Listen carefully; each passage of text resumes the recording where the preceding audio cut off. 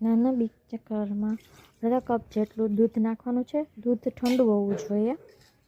ત્યાર પછી એમાં 1 પાવડું તેલ નાખવાનું છે। તેલમાં સુગંધ ન આવતું હોય એવું તેલ વાપરવાનું છે, જેથી એમાં સુગંધ ન આવે કાંઈ મેયોનીઝમાં। ત્યાર પછી એમાં 1 ચમચી જેટલી ખાંડ નાખવાની છે।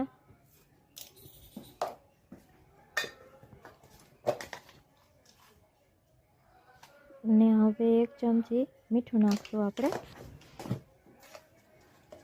હવે બાઉલને બંધ કરી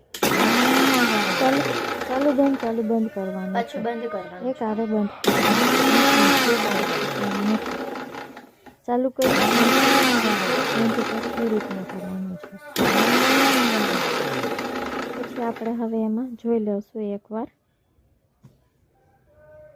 ખોલી અને પાછું હવે આપણે એમાં જેટલું તેલ નાખ્યું હતું એટલું પાછું તેલ નાખવાનું છે।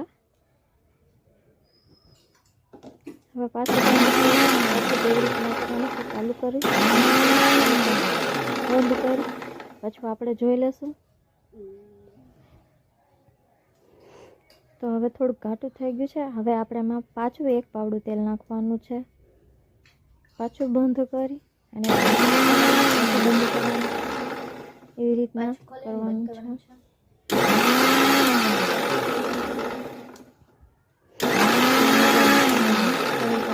પાછું જોઈ લઈ થઈ ગયું છે કે નહીં। હવે લગભગ થઈ જવું જોઈએ, નથી થયું તો હવે આપણે એને થોડી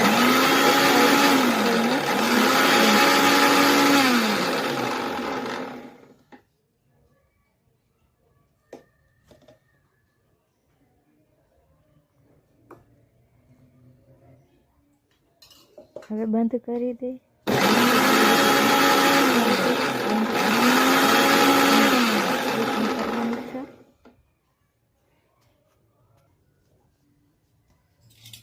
તો હવે આપણું મેયોનીઝ થઈ ગયું છે તૈયાર। હજી આપણે એને થોડી વાર એકવાર ચાલુ બંધ કરી દઈએ એટલે થોડી વારમાં હવે આપણું ઘાટું થઈ જશે। હવે આપણે એને છે ને વિનેગર નાખવાનું છે। ત્યાર પછી આપણું થઈ ગયું છે એટલે એકવાર થોડીક 1 ચમચી ભરી વિનેગર નાખી દઈએ અને પાછું એવી રીતના ચાલુ બંધ કરી દઈએ।